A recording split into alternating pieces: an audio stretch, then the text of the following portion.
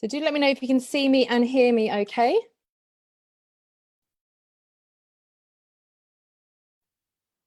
Okay, hello. So this is very exciting. I have all sorts of things going on here. I have the Zoom window open, I have Facebook as well, and I'm seeing myself with a slight delay. So pretty high-tech things going on here. So hopefully I'll be able to see your comments both on Facebook and in Zoom. So do bear with me. This is the first time I'm running this, first of all, this live intensive session, but also doing this incredibly advanced streaming across Zoom and Facebook. So it'd be great if you could let me know if you can see me and hear me okay. Maria is saying she can see me and hear me. Hopefully that's great news. I can see myself freezing over on Zoom, so hopefully over on Facebook, but hopefully that's working. And we'll see. Hello, everyone. All right, just to see what's going on there. But hello, do say hello when you join. Yes, amazing. Thank you so much for confirming you can see me and hear me okay on Zoom. If there are people over on Facebook, I believe there's a tiny little delay, but I'd love for you to tell me as well if you're watching. So hello, everybody, and welcome back, because of course we are back here for the final session, at least for this time round, for this year, 2019, in the 9 to 5 escape plan. Now, my name is Anna Lundberg. I'll tell you a little bit more about myself in case you're new to the community. I know we have a few new faces, so massive welcome to you. And of course, a big welcome to those of you who have been part of my community for a long time and who have been part of the escape plan workshop last week. Now, I am here to talk you through the 5 pillars of a sustainable escape plan. We covered these in the workshop last week. We will be running another session in January, which is hopefully good news. I know a lot of you have said you couldn't quite keep up, and if it's the first time you see this, you might not be familiar with the really intensive week that we do together over on the Facebook group for these workshops. So fear not, there's something coming in January. However, I thought, and again, this is the first time that I'm doing this, but I thought it'd be a great idea to have this final session. So those of you who did join us last week, this will be a really good recap for you, some of the key principles, and keep the momentum going, because I know we had a big intensive week last week and it's easy to let that energy go moving forward. So those of you who already watched everything, this is a good recap. Those of you who are new to the topic, who haven't been joining me and weren't able to join the workshop last week, this is hopefully a good introduction to you as well. And again, if you want to, you're very welcome to join the full session in January now that you'll know a little bit more about it. So we're looking at creating a sustainable escape plan.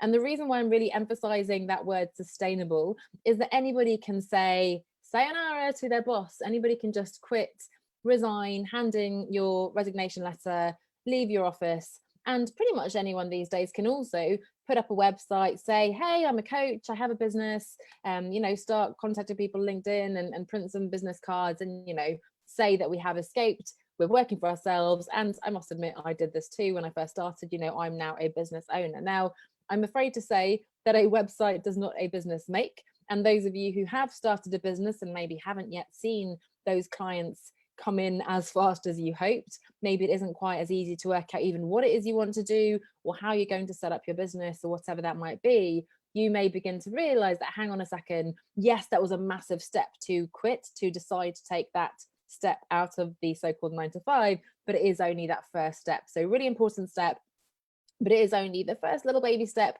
on the path. Now, don't worry, it is completely feasible, and I'm a big believer of that, and that's of course what my whole philosophy is and what I've built my business on now. But I'm a big believer that it is possible to design a business that works for the long term. I believe that working for yourself is the best way to sort of future-proof your career, to be proactive, intentional, to take control, and in fact to really live your life as I guess you want to live it. And it's not about, I always flippantly say it's not about sort of living on a beach in Thailand sipping your pina colada, although yes, every time I say that, everyone says they would love to have a pina colada. I would too.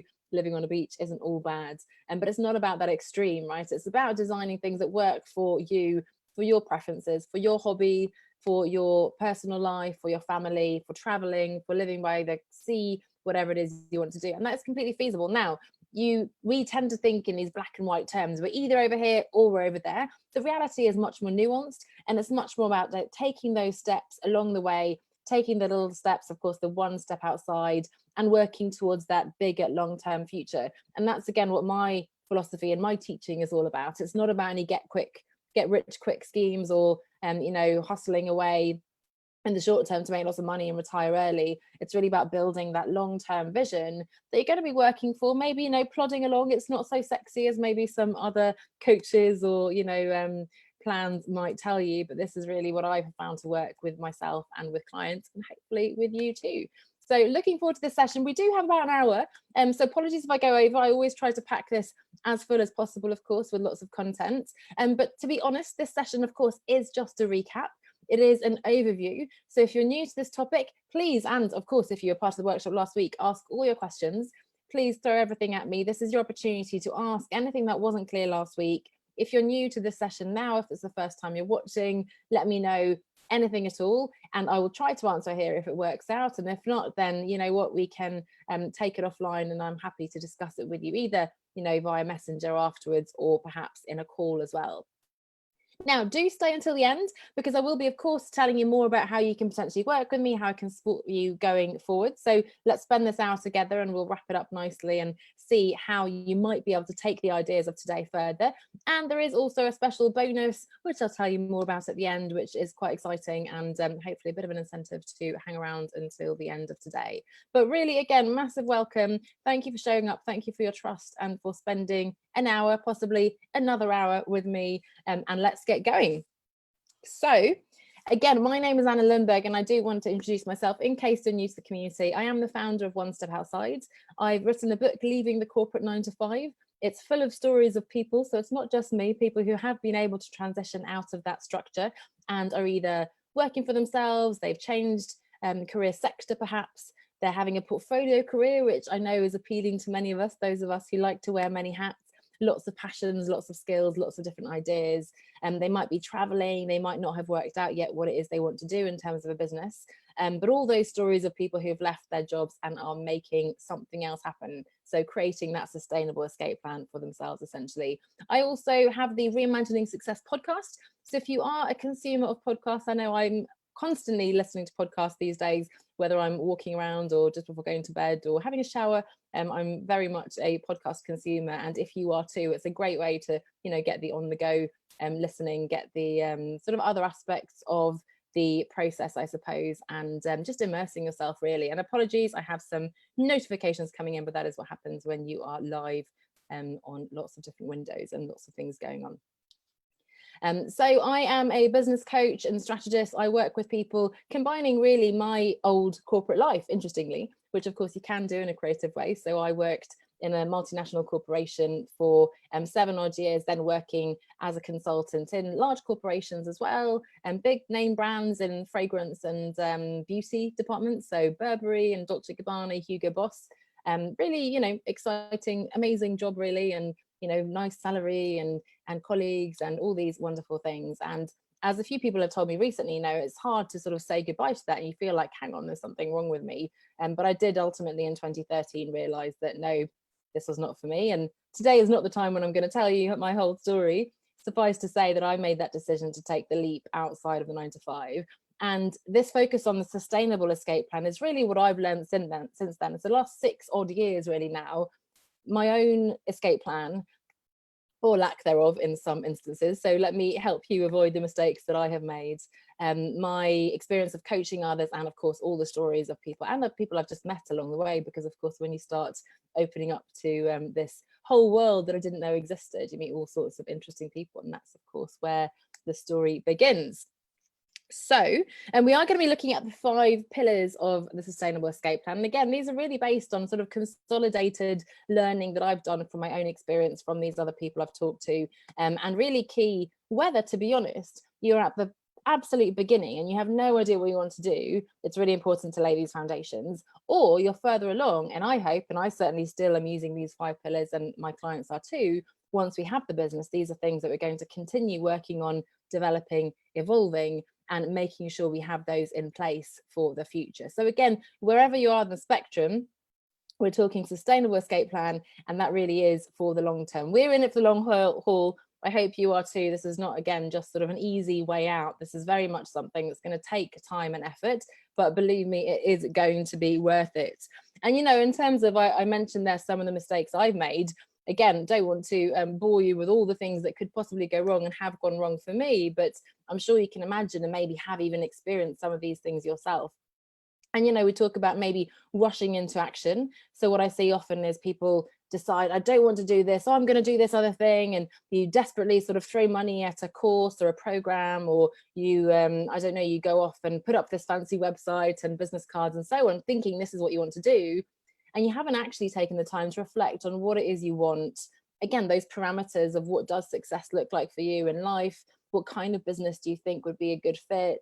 And all those important things. You may think that you're saving time and you're going quickly and you're being busy and you're taking action, but actually you're doing yourself a disservice, because even if that then succeeds, you've created something that probably, let's be honest, won't actually be better than what you have, and certainly won't be a big step towards what you want, and you don't even know what you want yet. So that's one of the dangers, rushing into doing sort of the wrong things before reflecting on what it is you want. Another mistake that we can make is to do nothing, because we end up in analysis paralysis and we have no idea with pros and cons and the fear of this and the money concern of that, and I have to find the perfect business. And that's also a barrier, because we can't ever find that one right answer. There is no right answer. There is no right answer. There's just the answer that you find and decide for yourself. And so looking for that answer, we just get paralyzed. We don't take any action, and that's no good either. So rushing into too much action, taking no action. Another one is taking sporadic action. So one day we're doing this over on LinkedIn, the next day we're doing that on Facebook and meeting people, and I'm going to do this idea, and no, I'm going to change my program to this, and one-to-one, group, this, book, podcast, and that way we're just, again, spending energy on all these different things.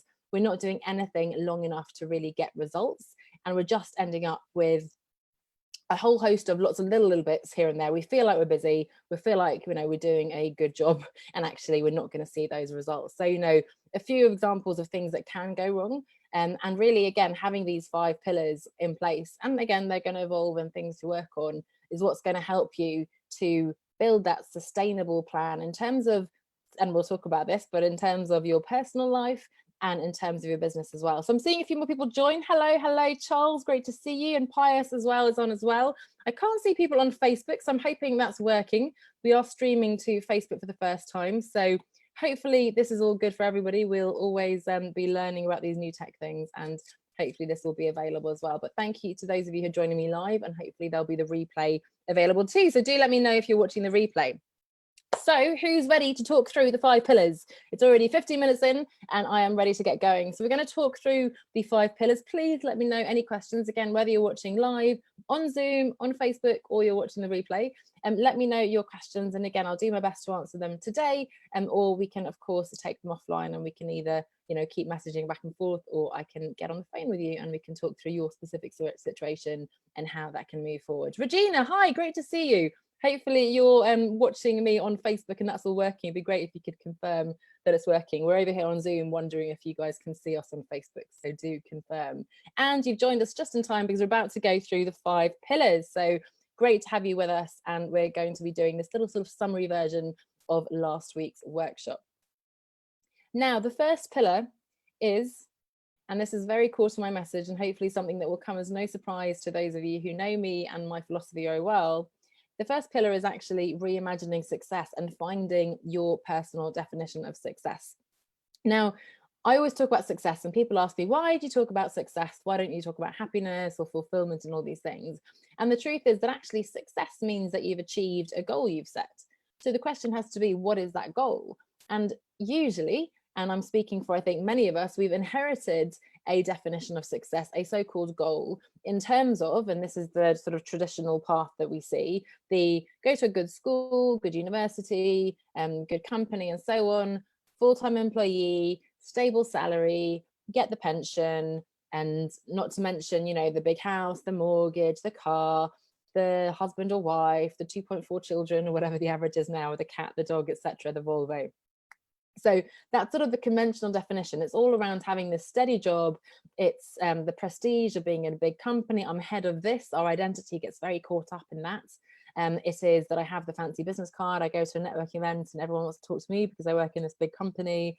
It's getting the salary increases, the promotions and so on. So that's really the conventional definition of success.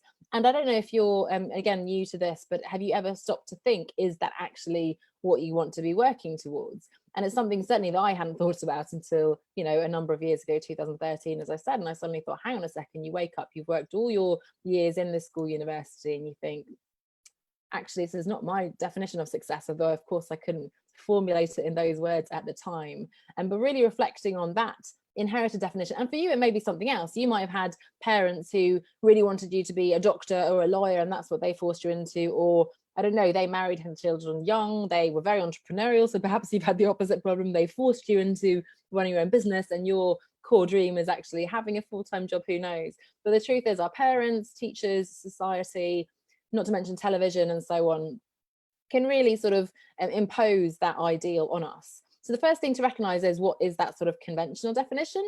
And the second, of course, is to think about what your new definition is going to be.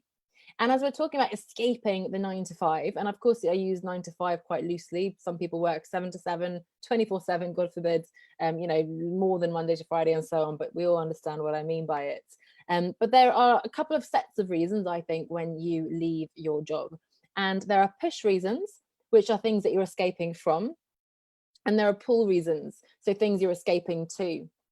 So push reasons, and let me know, and again, I'm sort of schizophrenically looking at both of the screens here, but let me know what reasons you might think of, and feel free to share your own, or share, you know, theoretical ones that you can come up with. But what might be some of the reasons why you would leave your 9 to 5?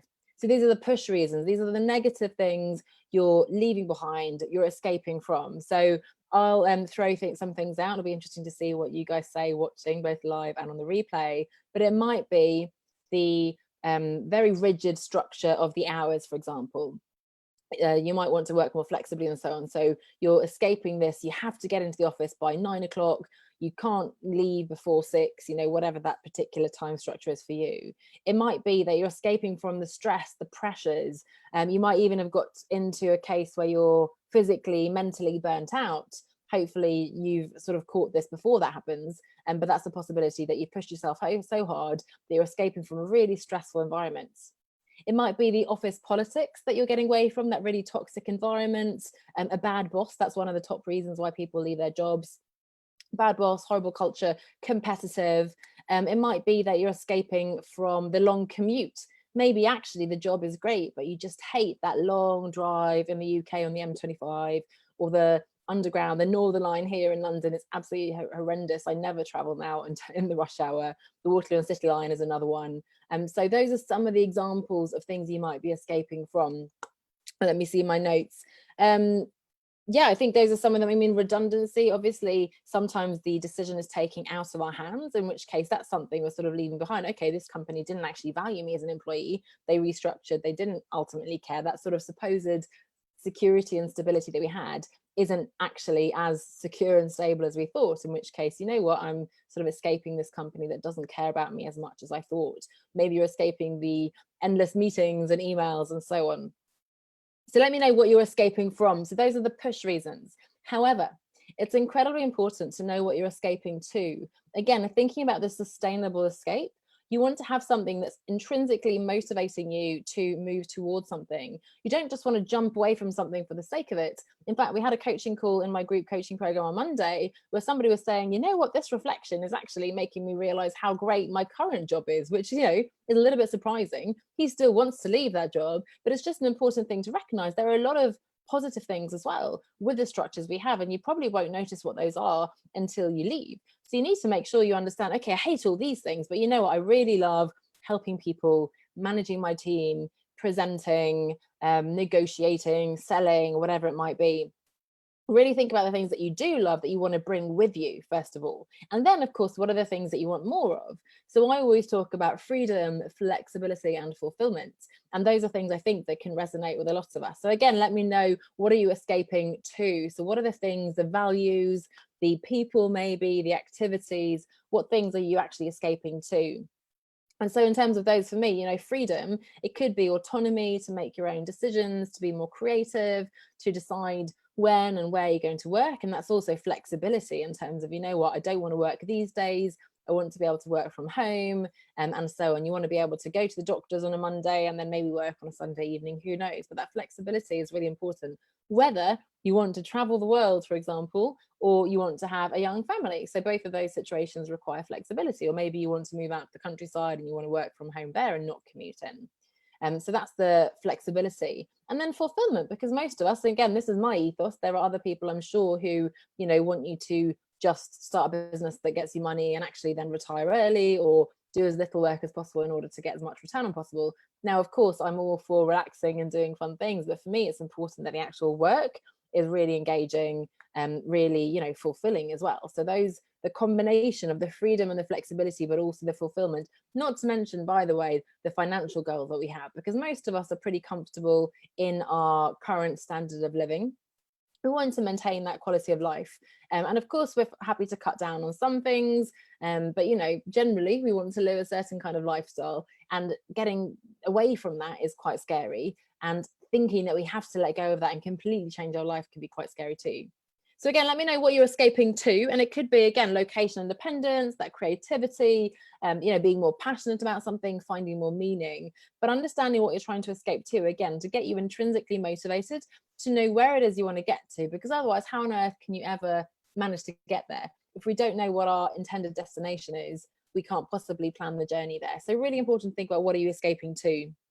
And then closing on this first pillar, the really important one, of course, and skimming over this in just a few minutes in this short summary version this evening, but of course, this is a big topic that I encourage you to spend weeks, if not months on, and really exploring what is your personal definition of success. So for me, and again, what we work together with my clients on is really thinking big picture success. Big picture, what are the values you have in your life? I value creativity. I'm thinking, again, I just come to my own freedom and fulfillment and flexibility and so on, but it might be actually that you value security or community, contribution, all sorts of things, right? And there are whole ranges of values we might have, and I don't want to put words into your mouth. It's really powerful if you come up with them yourself, but it could be values. It could be, I want more time with my children. I want to have time so that I can potentially have children, more time with my partner. Maybe you have aging parents you want to spend time with. Maybe, again, you want to live abroad, and maybe you want to work less hours so you can do more volunteering or more hobbies or whatever it might be. So, you know, there are all sorts of things from a personal perspective. And before you even get to the business piece, before you think about, oh, how can I make money with this and why should I be doing that, really look at the big picture. Really exciting here. So give yourself the chance to explore, what on earth would I want to be doing, dream of doing with my time? What does my ideal day look like? Who am I with? What am I doing? Where am I? What am I smelling? And all sorts of things. So maybe it is that beach in Thailand with a pina colada, who knows? But really think about the personal, big picture. But then secondly, really considering the business. And I'd love for you, and again, I can't go into this in detail tonight, but I'd love you to have a look at the Ikigai model. So the Ikigai is a Japanese concept from the island of Okinawa, one of the blue zones in the world. So have a Google of blue zones and you can listen to the TED Talk. But these are people who live longer for a number of different reasons. But one of the reasons in Okinawa is that they have this idea of Ikigai, which is the reason for getting out of bed in the morning. And if you imagine 4 sort of circles, a Venn diagram with 4 circles interconnecting in the middle, it's work that you are really good at. So the skills that you have, the skills, the strengths that you really thrive at, that you're really excelling at. It's the work that you love doing, that you have a passion for, that you enjoy. It's work that makes a meaningful contribution to society that people, the world really needs. That's important. Meaning is really can't be underestimated there. And of course, it's the work that brings in money, because we need to be financially rewarded as well. So skills, passion, contribution, meaning, and money. So finding your Ikigai in terms of business is really important too. So again, I believe we can and should design our business around work that we love, that we're good at, that contributes to society, and of course, that brings in money. We have a lot of beliefs tied up in this, that it's not possible to do something we love and earn money, or, you know, I have to be a martyr and contribute to society and yet not make money from that. Or maybe currently most of us in our corporate jobs are good at what we do and we're paid for it. So we're in sort of that zone of having a profession, but we don't love it and we don't really feel like selling more perfume is going to change the world, right? So really thinking about your Ikigai. And then finally, really pulling all that together to list your criteria, essentially the parameters for your escape. So your new version of success is going to look very differently to what you have today. Maybe it's not going to be that different. Maybe it's just some slight flexibility in there, reduced hours, less stress, a different kind of culture, different values, different location. Even it might be, again, the commute and the hours and so on, flexibility, but working virtually, online, offline, and so on. So really jotting down the parameters. I need to earn at least this much. The principle is I want to not work on Fridays. I want to be able to pick up my kids from school every day at 3 o'clock. I want to not have to work weekends. I want to earn a 6-figure salary. I don't need to earn a 6-figure salary. Who knows? You can set the bar higher than it is now, lower, whatever you want. So really considering your personal and professional parameters. So again, big picture, personal, what on earth do you dream of doing in life? And that might not necessarily be career or business related. Thinking about your ikigai and the work that you really love doing, that you're good at, and what contribution, what mission you have in society, perhaps. And then, of course, how to monetize that as well, which is a later step in the process. And then really bringing that together and coming up, okay, these are the parameters, the criteria for my escape. Having those parameters is really going to help you then assess different options you have when you start brainstorming, when you start looking into those different ideas that you have, because it can get so emotional. It can be easy to get caught up in something and then you just design something that, you know, again, isn't actually an improvement to where you are today. So that's the first pillar, reimagining success, coming up with your personal definition of success. And then again, I'm looking at both screens, so do let me know what you think of that. Does it make sense? Are you super clear on this? So throughout this, in fact, let me know, is this a gap that you see for you? Do you have a really super clear definition of what success means for you? You know your parameters, and maybe you just need to work out how to do it. Or maybe have you realized, say, actually, I've been rushing around trying to do all these things, branding and marketing and so on, and I didn't actually know what I'm working towards. So let me know in the comments. But number one is coming up with your personal definition of success. Number two, pillar number two, it's getting out of your comfort zone and building confidence and resilience. Because I'm sure I don't need to tell you, and again, wherever you are in this process, we have all sorts of fears, concerns, beliefs, and things that are holding us back, whether it's about making that decision to possibly quit, or perhaps to going to design the actual business that we want to create. Hi, Rachel, great to see you as well. Don't worry if you're late. Sorry, I didn't see your comment before, but great to see you joining as well. So I got distracted by Rachel. Yes, whatever your concerns are throughout, sorry to blame you, Rachel. I'm very excited to see you here. So wherever you're in the process, those different fears and concerns, whether, you know, in my case, for example, there are a new level of fears now that I perhaps didn't have a few years ago, or I've once again got into my comfort zone of, you know, doing the things that I've been doing the last few years. And it's time for me to get out of the comfort zone as well and begin to address those barriers and fears and so on. So again, let me know in the comments what perhaps you think of when I talk about sort of barriers and fears and concerns, what you feel has been holding you back so far. But again, a few examples that I've seen again and again. So number one, fear of failure. This is such a big one. I think it almost summarizes most of the other concerns that we have about money and so on. Fear of failure is potentially, and again, it's very individual, it's fear of looking foolish in front of other people, fear of ruining our career prospects, fear of, you know, making mistakes, fear of being judged, of course, by the people, basically fear of not making a success out of what we're doing. But of course, if we're reimagining success, we also need to reimagine failure, because failure is what you make of it. If for you, success is being on this conveyor belt towards more and more promotion, stress, stable salary and so on, and working in a big corporation, you see yourself as a CEO in the future and that's where you want to be, then of course leaving that, or being made redundant even, or, you know, choosing to leave, that is a failure, because, you know, that's what you wanted to do, and at least based on your previous definition, that might be seen as a failure. However, those of us who are beginning to question what that success is, for us, success might be that we want to be able to have time to watch our children grow up, or to travel the world, to feel that we've lived an adventure and we haven't just been doing this sort of plodding along, doing what everyone expected us to do and so on. And by the way, I always like to refer to the number one regret of the dying, apparently, is, you know, I wish I'd had the courage to live a life that was true to who I was and not what other people expected of me. So if that's the definition of success, actually the failure would be staying in that job, if that makes sense. So if fear of failure is something that's holding you back, I'd really love to ask you to reframe failure. So we're reframing success, but let's also reframe failure. And in fact, as an entrepreneur, we need to embrace the little failures along the way. It could be showing up on your first webinar and nobody turns up, or selling a product and nobody buys it, or maybe there are tech issues, maybe your book doesn't sell as many copies as you'd hoped, maybe you make some kind of mistake, whatever it is. That's a little failure. It's a little sort of bump on the road. But the successful people, those of us who again make a sustainable business, stick with it, have to swallow our ego, embrace those little failures, and realize that's not a failure. You're just learning something that didn't work. Pick yourself up again and try the next thing, or try again, or whatever it might be. So fear of failure is the first one. The second one is really money concerns. So there's a couple of angles to this, I guess. One is the beliefs around, I can't possibly earn money doing something I love. Creative jobs are never well paid. Working for yourself is inherently risky. Freelancers have this inevitable roller coaster up and down and so on, and can never have stable income and so on. So, and we need the stable salary, and that's very secure, and this is a guaranteed income. Now, on a beliefs level, we need to unpack those. So the truth is, and again, people are made redundant from their companies, and actually, the so-called secure, stable salary isn't as stable and secure as we wanted to. So that's something we can rip apart right away.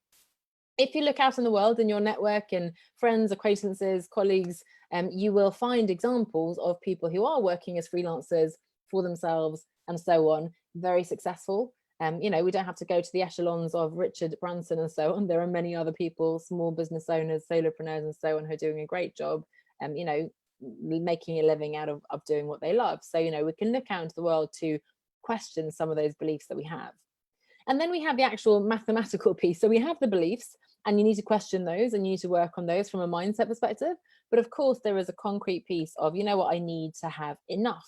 But then the question, what is enough money? What are your, minimum outgoings that you need to be able to cover your expenses, to pay the rent, the mortgage, look after your family? What do you need in terms of running the business and so on, right? So really thinking about, what does this look like, black and white? And I'm pretty sure that most of you have never done this exercise.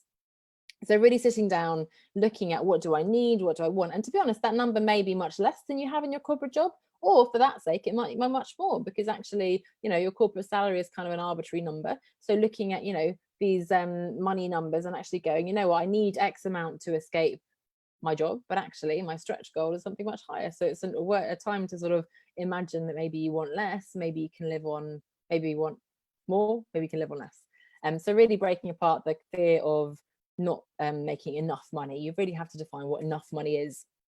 Now, a couple of others, a little bit different sort of fears, more a lack, a sense of scarcity, lack of time, lack of money, and lack of discipline or accountability. So when we're in a full-time job, or perhaps we're doing, some part-time consulting, marketing, freelancing work, let's say contracting, and then trying to build a business alongside that, of course, we're going to have limited time to be able to get that side hustle, get that sort of little business idea up and running. However, we're choosing to do that because we're keeping the sort of security and stability of that job while we're getting the side hustle up. And that's sort of always the trade-off with, okay, I have less time, but I have that sort of security in the meantime. So we, of course, need to make time, is the only answer I can give there. And we can talk about that in more detail. But ultimately, if this is a priority, then yes, we are going to have to make some sacrifices in the short term, whether it means maybe working some evenings. And again, if you're in the UK, I appreciate you guys spending time with me this evening. And maybe you have to not watch all those Netflix marathons just for a few weeks, months. We just have to really carve out that time in the calendar to make time. So really question, if you're thinking, oh, I can't do this because I don't have time. Okay, well, how important is this? If it really is important to you, if you're desperate to escape, if you're desperate to get this new business up and running, you need to be able to make time for that. So you need to really think about, how committed are you, and how can you, potentially not immediately, but over the longer term, say no to some things that perhaps you've committed to. Lack of time, lack of knowledge. You know what? If we don't know it yet, there are ways to find out. So there's always a course you can take, or you can Google it. Pretty much everything is available online. You can ask an expert. So lack of knowledge, isn't much of a problem now. If you don't know the answer yet, again, you can find out. So having the list of questions is already a great step forward. And then the last one is sort of lack of discipline and accountability. We have these ideas and we kind of have the energy for a few weeks, and then we lose steam a little bit and we lose focus, and then we don't do it. So really having that sort of community, having, a coach or a program to work through to really help us to come back consistently and show up and actually, ride through those inevitable ups and downs is really important. So those are some of the fears and barriers I see: fear of failure, concerns around money, lack of time, lack of accountability, lack of knowledge. So let me know if any of those resonate. And of course, if you have any of these, the next step is to recognize that, and that's okay, and then to begin to address them. Because the key here for me is to get out of your comfort zone, yes, but not to go so far out of your comfort zone that you're in the panic zone. We want to grow, we want to be in the lovely, nice, comfortable, but also stretchy, challenging growth zone. We want to be learning, challenging ourselves, pushing ourselves a little bit, taking a little bit of sort of calculated risks, but again, not free fall into panic zone, putting our entire family's savings, on the Russian roulette, Russian, maybe not Russian roulette, but roulette. You can tell I never go to casinos. Risking all of our family's livelihood and so on. So we're not getting into panic zones. So you have to decide where your level of risk tolerance is. When I quit my job in 2013, I had a cheap flat that I was renting, get rid of. I did have cats, which I, by the way, was allergic to, so I had to give them up anyway. But I had cats. That was my one sort of set of dependence. I didn't have children, I didn't have a car, didn't have a mortgage, and so on, right? So when I left and I was single, it was pretty low risk. It was just me, and I can make a decision. If you are in a different stage of your life, then of course there are other variables to think about, and you need to manage that. No one is forcing you. I'm not here to push you to do these things. I'm not going to tell you have to stick with this business and not give up and go back to another job. That's completely your decision. But what you need to decide is where that line is drawn. Where is your growth zone? Where's the optimal place where you're sort of still comfortable, still nice and warm, and you kind of can hang on a little bit, but you're also learning and exploring and having an adventure and so on. So really think about now for the second pillar, what has stopped you so far?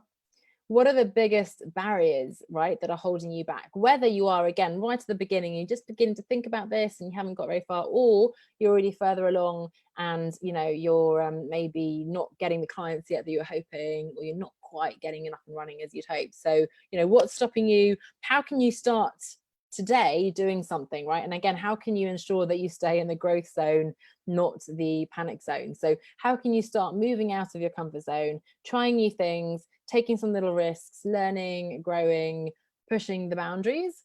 But also, where can you find the support, whether it's friends, your partner, parents, older children, who knows, cousins, aunts, uncles, coaches, mentors, whatever that might be. Who can you find? What can you find to support you to make this transition more smooth? So this is supposed to be enjoyable. We don't have to do it alone anymore. There are so many resources out there. There are coaches, there are programs, there are books, there are, online things, podcasts, whatever it might be. So getting out of your comfort zone and building that confidence that yes, you can do this, and also the resilience with the inevitable ups and downs. So that, my friends, is pillar 2. And I'm seeing that I'm, as ever, going on into more detail. So the experiment of doing the 1 hour session will be interesting, and I'll try to speed up as I get through the final 3 pillars. But again, keep those questions coming, and we'll have some time at the end as well for some Q&A, and happy to take things offline. This is the first time we do this intensive session, so obviously great to have a go today, and hopefully lots of insights coming at you, even though it is a very condensed version of last week's workshop. I'll take this moment to remind you that we are going to run the full 5-day workshop in January. So if you're feeling a bit overwhelmed, if this is all too much, if this is the first you hear of all these things, just let it kind of float over you, absorb it, immerse yourself in this, and then take some time off over Thanksgiving now, if you're American, Christmas, and then come back and join us for the full throttle 5-day extravaganza in January. So don't worry, I'm here to help you. This is supposed to be a support for you and not an additional concern or fear-inducing training for you. So don't worry, I'm here to help you. Just let me know how you get on.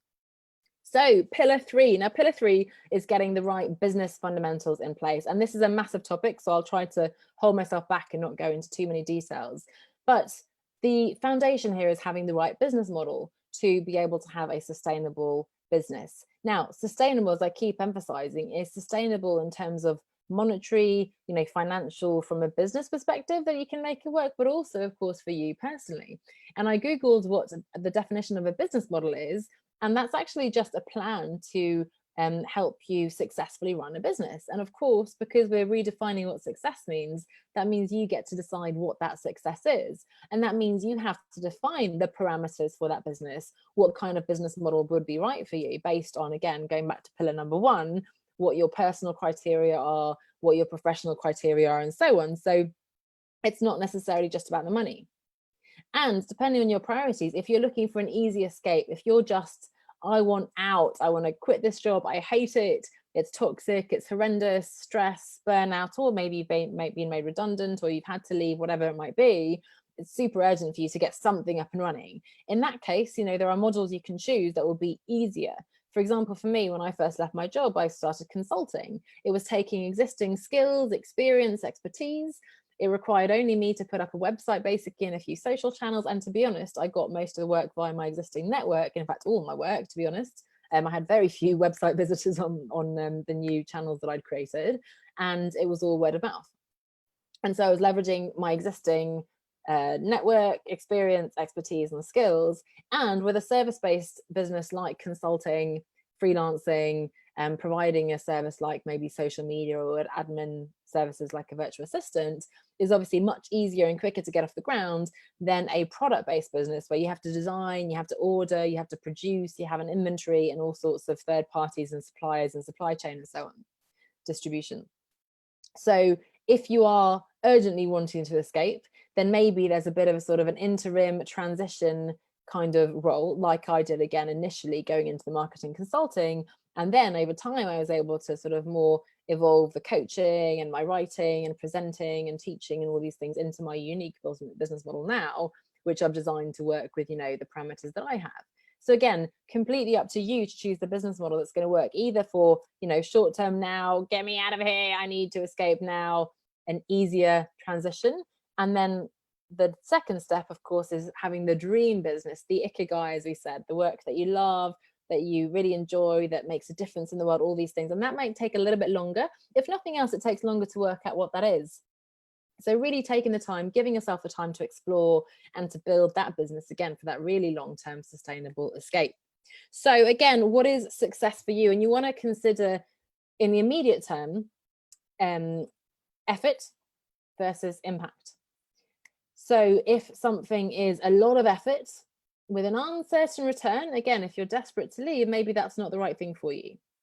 If something is kind of a quick win, you know, a low hanging fruit, as we say, it's like not a lot of work and yeah, okay, it's kind of going to give you some results, maybe a bit of money or a bit of experience, then that's probably worth doing in the short term. But then the real good, incredible, exciting, fulfilling work is probably going to take a bit more long-term planning. It's going to take a lot of effort, but also be incredibly rewarding. So the balance is always having that long-term vision, planning for building, working towards that, while taking action in the short term. And that is quite a difficult balance to maintain. And, you know, we tend to withdraw into our comfort zones again and want to quickly work on, you know, the thing that's going to bring in the money as fast as possible and so on. So that's just something to bear in mind. And again, in terms of the business, you know, thinking, and this can evolve over time, and it certainly has for me, do you want to work by yourself or in a team, virtually, in person, one-to-one, one-to-many, you know, companies or individuals, all these parameters? Do you want like a 7-figure massive empire? Do you want to have huge teams of people working under you? Or do you know what, I just want sort of a boutique-y kind of business, a lifestyle business that allows me to travel, be with my friends and family, whatever it might be, and it doesn't have to be massive. I still want to earn a good living, but, you know, I'm not looking to be the next Richard Branson, whatever it might be, and actually I'm happy with a smaller scope. So really working out what that business model is going to be in terms of who are the clients you're going to work with, you know, what's your brand going to stand for, what is your offering, all those pieces, how are you going to market and so on. Massive topic, obviously, that we can't get into exactly now, but I hope I've given you a little bit of food for thought in terms of thinking about, again, what your business model might look like, or at least the parameters, again, going back to pillar 1 in terms of the things that you need from that business model to work. Okay, so pillar 4, building a personal brand, a long-term platform for your business. And this is important whether you're going to be running a business or staying in your career, because a personal brand, as I've always said, is important as an employee as well. So even within the company, and if you're changing maybe to another company, having that credibility, authority, network, being respected among your peers is absolutely critical in order to be more proactive about your career and be able to, you know, get those roles that you're after, get the promotion within your company, be able to change to another company, whatever it might be. So even as an employee, personal branding is incredibly important. And by the way, the business you happen to set up today isn't going to last, you know, as sustainable as we talk about. We're talking about your lifestyle, I guess, being sustainable, not necessarily this iteration of the business. And again, you know, I started Crocus Communications was the name of my marketing consultancy. A former colleague and I started Wolf Leaders Academy, another sort of transient, I guess, kind of business, which still exists. We have a book that, you know, makes a few sales every month. But now I'm really focusing on one step outside the last 5-6 years. But, you know, who knows, in 5-10 years, that might not be here anymore. But what is still here is me. So hopefully my brand, Anna Lundberg, Anna S.E. Lundberg, as I sometimes say, because Anna Lundberg is such a common name in Sweden. You know, that is a person that exists above and beyond the particular iteration of the business that I happen to have. So building a personal brand, incredibly important. Now, some objections I sometimes hear, and let me know if you know, you think, hang on a second, I don't want to do personal branding. Blah, blah, why are you even talking about this, right? So one of the objections might be, I don't need it. Because you know what, I get all my business via word of mouth, and people are referring me, and all my clients, you know, they just recommend me and so on. Now, first of all, to be honest, as I just said, word of mouth and referrals are actually based on your personal brand. So that's a little bit sort of disingenuous, I guess, because actually you are leveraging your personal brand to get those clients. Secondly, though, you're not in control of that.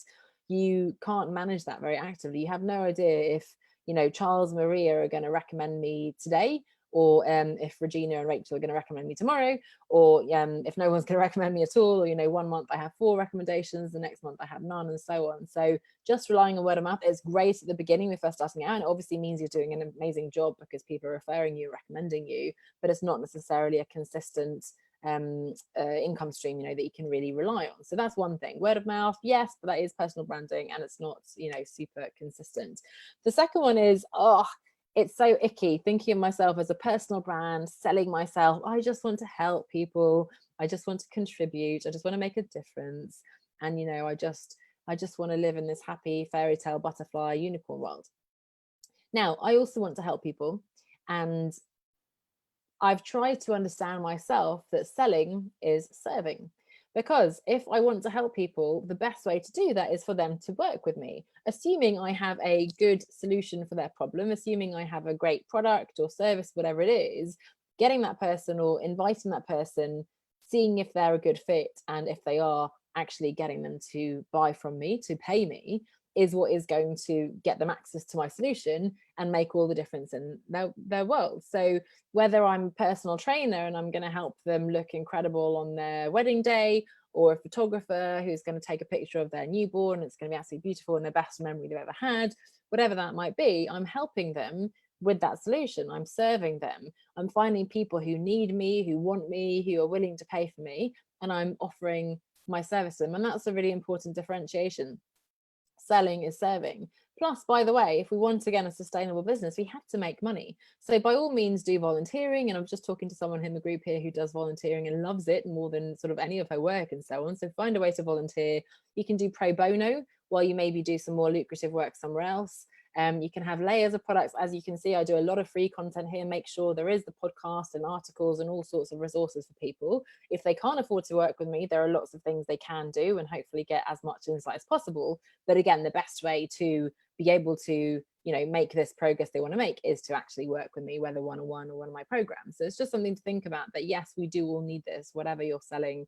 You know, it's crucial for you as the business owner to be able to make this sustainable, but also for the person you're helping. So if you have that mission, that's really key. And another one is, you know, oh, I'm an introvert, I'm not very good at this. And, you know, coming back to the lack of knowledge and lack of experience, this is a skill we can all learn. You know, you have to differentiate between, this is something that I am never going to be able to do. It's so counter to my personality, it just doesn't work. In which case, you know, put that to one side and find a better way to do it. Or, oh, I feel a bit uncomfortable about going on video. I feel a bit silly. And that's something I can overcome by practicing and practicing. So, you know, again, getting out of our comfort zone, finding what works for us. But, you know, I think it's no excuse to say I'm not good at this, because none of us are born good at sales. Maybe some people are. I certainly wasn't. But no, these are all things that we can learn. So really important for the Sustainable Escape to have a robust platform, being respected being credible and authority in a particular area. And that's where all these channels like LinkedIn, in particular within a professional sphere, potentially, Instagram, depending on who your audience is and so on, different channels, and offline channels, of course, conferences and networking events are the place where you can have that personal brand, establish yourself as an authority. And it's so easier now to do, so much easier to do that now, for free. Yes, it takes time, thoughtfulness to think of things to post and to create the right kind of content and so on. But we have an incredible opportunity, again, like almost too easy now to put our opinion out there, to publish a book, to start a podcast, to publish on social media and so on. So we can, again, I hesitate to use the word easily because it's hard work and it requires a lot of thinking and so on. But, getting ourselves out there is more possible than ever before, let's say. So how do you get started? Well, you may have heard the triad of know, like, and trust. So we need people to know who we are and what we do. We need them to like us and our personality and style, and we need them to trust us. So number one, know who we are and know what we do. So they need to know that we exist. They need to have seen us on social media. And, my coach always says they need to have seen you 16 times in order to buy from you, which, 16 touches is quite a lot. We can't just put up an ad and go, hey, buy from me, and then that's it. So really being omnipresent on different channels, and making sure they've even seen you, heard about you, and of course being super clear on what your elevator pitch is. So this is me, I'm Anna. I help corporate professionals escape the 9-to-5, transition and set up their own business so that they can have more freedom, flexibility and fulfillment. That's something we need to practice, needs to roll off our tongue, of course can be adapted in different situations.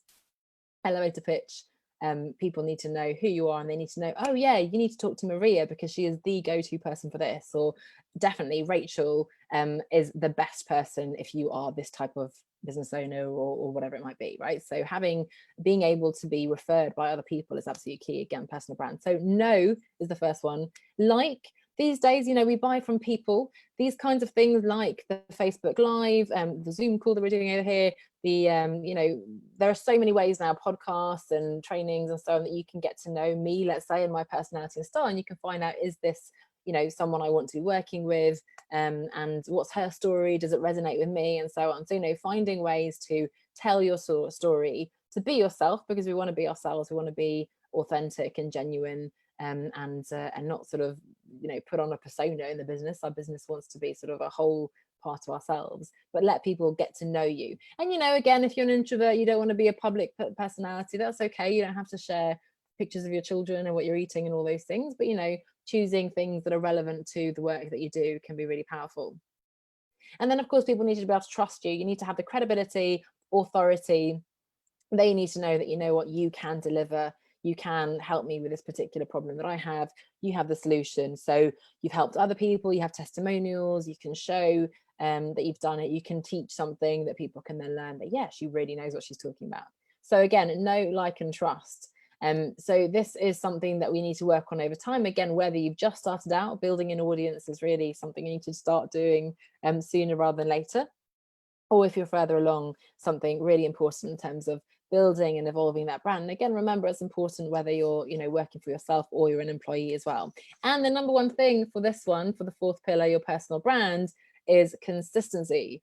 Because again, it's so easy to have that scattergun approach, to a little bit here, a little bit there, and so on. People stop the podcast because, after a few episodes, they're not getting those 100,000 downloads, or they stop writing their newsletter because they can't think of anything to write. You need to do this every week, every day, super consistently going forwards. And the final pillar, really important, again, coming back and really nicely tying everything together, is creating functioning work-life integration. Now, not the space here to go into why I don't like the idea of work-life balance, but work-life integration is an idea that's sort of evolved and appeared more over the last few years. And it's really central to what we're talking about here. We're talking about designing a business and a lifestyle that works together synergistically. You're designing a business, again, remember the ikigai, that you love and that you really enjoy, that's making a difference, that fits around your family situation, all those criteria that you define then in terms of what success means for you. And that means that, you're not going to be one person in the office and one person at home. It's not that you hate your job from 8 till 6 and then when you come home you're completely exhausted, and then you have to sort of spend lots of money on you know, expensive holidays and buying lots of luxury things and so on, just so that you can compensate for the fact that your work is so terrible. We're talking here about finding a way to integrate it. So yes, maybe sometimes you'll be working on the weekends or in the evening. Maybe sometimes you'll take time off during the day to go to your kids' school or to go to the gym or the dentist or whatever it might be, or just take some time off. It's again finding the parameters that work for you. So here it's really important to, first of all, set your priorities. So you need to know, for example, in fact, taking these 5 pillars, so nicely rounding all that off, is your priority now going forwards after this session to get super clear on what it is I want? Is your priority to work on your mindset? And you know what, I'm really worried about failing and looking foolish, or, oh, I'm so concerned about money. I just don't know how I'm going to make this work and so on. Is that your, you know, next step, to really look at your mindset, your beliefs, or perhaps even to sit down with a pen and paper, look at your accounts and your outgoings and see, hang on, what's my budget and so on? Is your priority to find a working business model because you haven't really thought about it? You had this idea of launching this nice little business over here, but you're not sure if it's going to work. So really thinking about the fundamentals. What kind of clients am I going to be working with? What's my positioning? What's the result I'll help them get? What's my offering and so on? Is my priority perhaps to get my name out there? I know a lot of you here in the group are at that stage where actually the next step is now I need to get people to see me, so I know who I'm helping, and so now I need them to know, like, and trust me. Or finally, is perhaps the priority for you to, you know, get this integration going in your life. So think about what your priorities are. Second, I'm a massive fan of time blocking on your calendar. So really being clear of, you know, if you have a full-time job and you're now going to work on the side hustle alongside that, really blocking your calendar, mornings, lunchtimes, commutes, evenings, whatever it might be, and having that sort of in one integrated calendar and really being able to see the different, you know, different priorities you have. 9 o'clock Monday morning, I look at my Blackboard here and I see that it says I need to go live in my Facebook group and Instagram. I need to follow up with this, that, and the other. And, you know, you have a really clear, I need to create these videos. I need to contact 10 people on LinkedIn, whatever that might be. So really clear time blocks. And then importantly, and this is the final one for the final pillar, establishing really clear boundaries. Now, boundaries means, yes, integration. But for example, I can shut my study door these days, which is very exciting. I can turn my laptop off. I can agree, you know, if you have a family, you can agree certain rules that you don't have your phone on the, well, I wouldn't say phone off on the weekend, but let's say, you know, there might be like a few hours on Sundays where, you know, no screens, or no phones in bed, or no phones at the dinner table, you know, turn off your notifications, whatever it might be. You need to agree those principles with yourself and with your partner, with your family, setting those boundaries, and importantly, learning to say no. So as we define success, as we create this business model that's going to work for us, we need to be able to say no to some things. And again, in the short term, when we don't have a lot of time, you know, it's hard to, and we don't want to go back on commitments that we've made before. We want to, of course, you know, live up to things that we've promised people and so on. But in the midterm, there might be some things that, whether it's maybe volunteering or some hobbies and things, work that we don't want to do, other people's priorities that aren't necessarily a priority for us, we need to be able to learn to say no to those. Just like we need to be able to say no to clients and projects that don't fit either with our, you know, they're not sufficiently financially rewarding, or they require us to work on half term when we want to be with our families, or whatever it might be. So we need to be able to say no in order to have that work-life integration. So those are the 5 pillars, already an hour through. So let's try to wrap up in the next few minutes. This is my first time doing this intensive, so excited to hear what you thought. I know I've been talking at you for an hour. The 5-day workshop is a lot more interactive. We have a worksheet, we bounce back and forth. So hopefully this is a good summary again for those of you who did join me last week. It's intrigued those of you who haven't joined before, and maybe you either want to continue the discussion with me, and I'll talk about that in a moment, or you want to join in January, maybe after the dust has settled on Christmas and everything, and you want to start again in January. But to recap again, we're talking about creating a sustainable escape plan. This is not just a, you know, moment of I hate my job and I'm going to quit and I'm going to do this business and that business and running off like headless chickens. This is about creating something that works for us personally, professionally. It's fulfilling, it's fitting with our ikigai, it's working for that longer term around our personal priorities. It's really making that work for our own definition of success, something that's incredibly exciting, a little bit scary perhaps, because it's, you know, a new thing. And again, our identity tends to be so caught up in this previous world of, you know, being, in my case, head of digital. And it took me a long time to let go of saying, you know, I often would say, oh, I'm a marketing consultant, whatever, because that felt more prestigious. I still struggle a little bit, I must admit, you know, with, in some scenarios, articulating exactly what I do, because I have that kind of hangover from my sort of good girl past, as I always call it, that, you know, you needed to have that sort of, you know, in certain environments you feel it's a bit strange. But to be honest, what's really exciting is in this whole new world, there's all sorts of new, if that's important to you, there's all sorts of new ways to create that prestige, because you can say, I'm a published author and I have this podcast and I run my own business, and that's pretty exciting too. So, you know, if that's something important, it takes time to redefine and reshape that identity, but it is something that's completely feasible and, you know, can become something much more meaningful. And to be honest, people find it a lot more exciting when you tell them that you're doing these incredible things that they maybe hadn't realized even existed. Thank you so much, Maria. Really glad you felt that was clear and there are some new things to think about. And that's exactly it. This is sort of prompting you. And I'd love to hear from you again. I'm going to pop over to Facebook after this to, I can't even move my mouse. So I've got all these screens going on to see what the comments are over there. But really think about, and if you're watching the replay as well, hello, hopefully you've been commenting along as well, hearing from you, what is your number one gap? So I'd love to hear from you as well. Now, what do you think is there? And Maria, you said there are some new aspects. So what is that one thing you think you need to focus on now going forwards? And while you do that, I just want to talk a little bit about as well, if you are intrigued by this, or if you've been part of the community for a while, you joined me for the escape plan last week, and you, yes, you know who I'm talking to, have been sort of umming and ahhing about joining me in the program for some time. This is the opportunity to take what we've talked about today and what you've been working on all this year, perhaps, and longer, or at least weeks, months, and allow me to support you in moving forwards. So I want to invite you to join me in the One Step Outside the 9 to 5 program.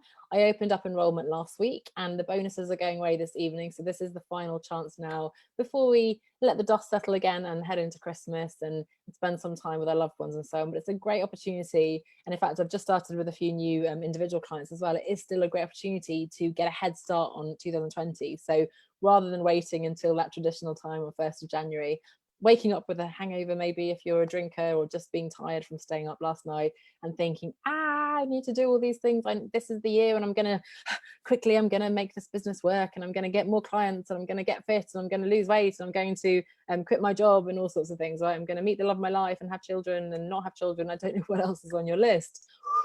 Rather than that, let's take the time now, get ourselves set up for success in 2020.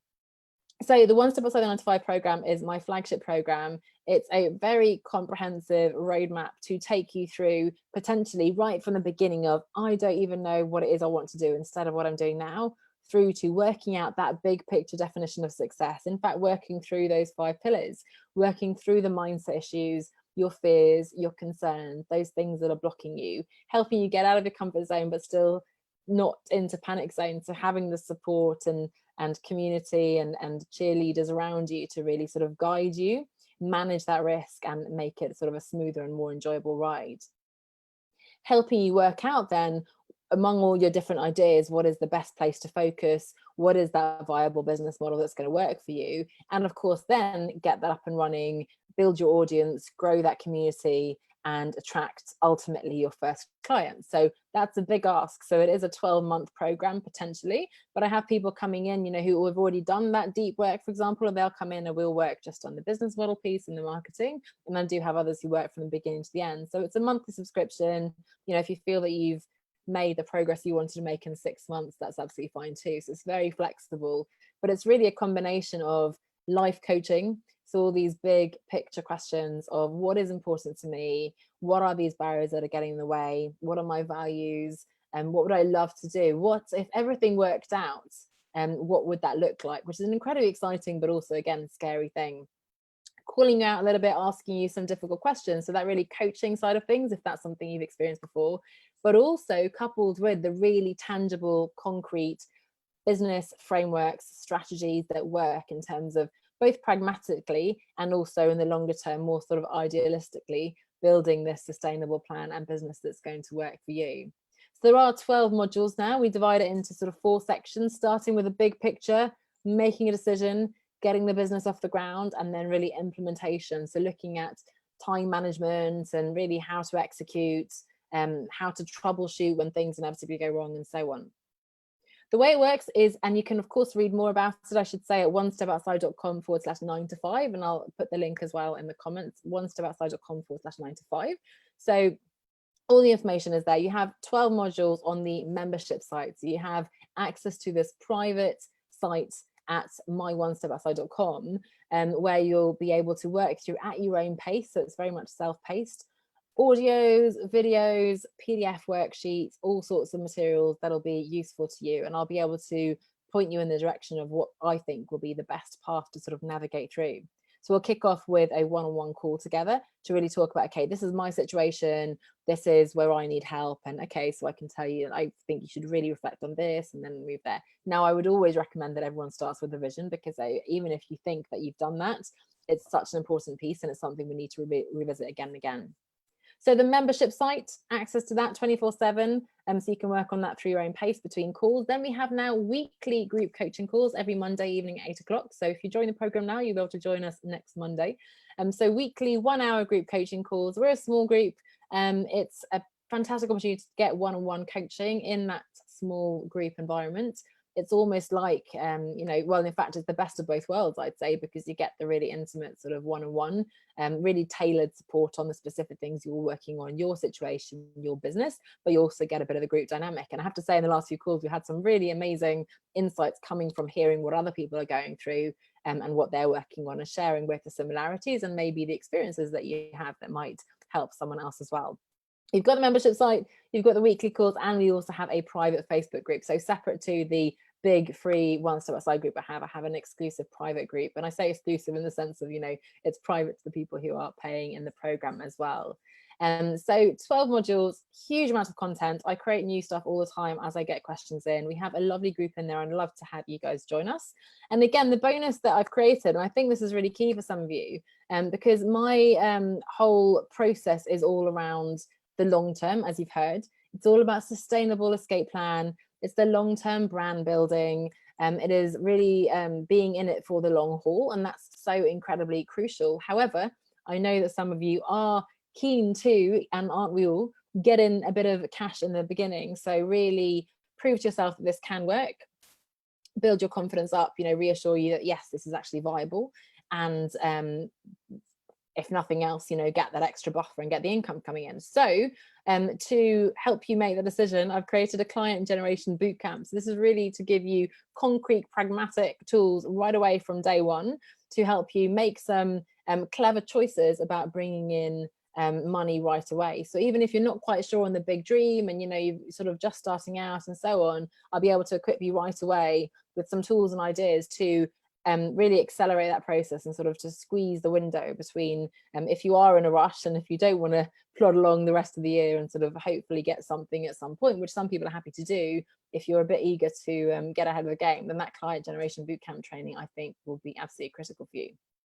So before we wrap up, and I have gone over time, the investment is £300 a month, or you can get a 10% discount if you join us for the full year. But again, monthly payments, super flexible, so you can join us for 3 months, 6 months, or longer, depending on your needs. And perhaps you're further along, I just need a little bit of accountability. All that bit on personal branding sounds really important. I haven't quite got the business model down pat and so on. And it could be that we can have a chat, and it might be that you want to join us, for a month or two, and then actually I have the more advanced next level business accelerator that you might be ready to graduate into. So who knows if that's right for you.